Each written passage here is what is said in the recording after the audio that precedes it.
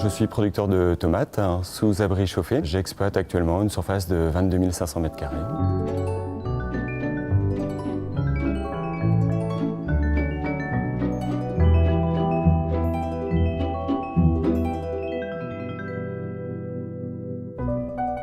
Avec mon frère qui est également producteur de tomates sous serre, qui a une surface équivalente à celle que j'ai aujourd'hui, on crée une nouvelle surface de production, donc 35 000 m² supplémentaires, auquel on rajoute une centrale de cogénération. Le souci pour nous, c'est que l'énergie, c'est notre deuxième poste budgétaire.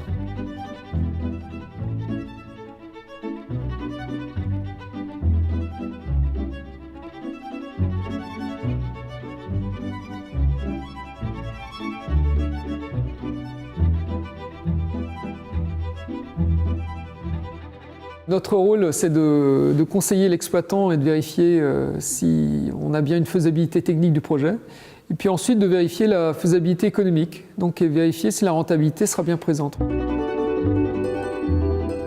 Denis et Christophe Leroland avaient un projet de cogénération avec une approche constructeur. Et en fait, ils souhaitaient être confortés justement sur ce projet constructeur. Donc on a examiné le volet technique, et on a réanalysé la rentabilité de ce projet. Et puis ensuite, on a analysé tous les risques liés à ce projet de cogénération.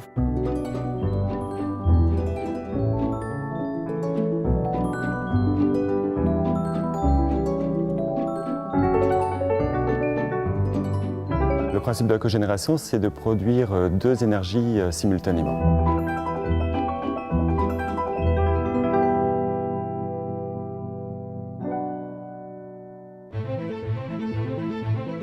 Dans notre activité, la cogénération, c'est un moteur qui fonctionne au gaz et qui va produire donc d'un côté de la chaleur de par l'échappement, ce qui est récupéré sur le turbo et les frottements du moteur.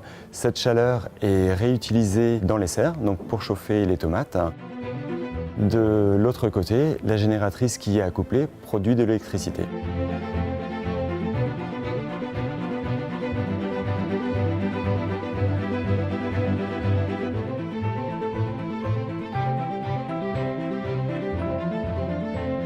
L'intérêt de la cogénération pour nous, c'est de faire des économies sur le chauffage, à savoir que ça s'intègre très bien avec notre calendrier de production, puisque ces installations fonctionnent pendant les 5 mois d'hiver et qui sont les 5 mois les plus gourmands au chauffage pour la tomate.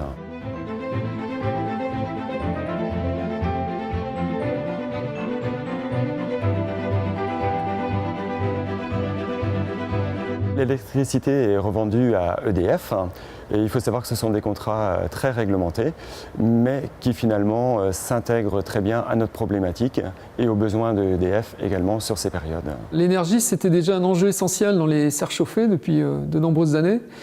Par contre, c'est vrai que dans d'autres productions, notamment dans le hors-sol, ça devient une grosse préoccupation. Il y a tout un travail d'économie d'énergie qui est en cours actuellement. L'intérêt pour nous d'avoir sollicité l'intervention de notre conseiller d'entreprise, c'est de vérifier l'ensemble des éléments qui nous ont été remis, la véracité des propos, des chiffres, de trouver ensemble la bonne solution et de souligner l'intérêt économique, que la rentabilité soit au rendez-vous. Un projet de cogénération, c'est très lourd financièrement, donc il faut connaître exactement la rentabilité qui peut être escomptée par rapport à un projet de ce type. Ensuite, il y a toute une série de risques qu'il faut connaître et analyser ensemble. Et ensuite, ça s'accompagne souvent d'un projet de développement en serre. Donc l'idée, c'est d'avoir une approche globale du projet, à la fois de la cogénération et de l'agrandissement en serre. Donc on analyse globalement le projet et la faisabilité de ce projet. C'est important de se faire accompagner dans ce genre de projet, de faire appel à des personnes qui ont une connaissance du terrain et une bonne approche technico-économique du projet.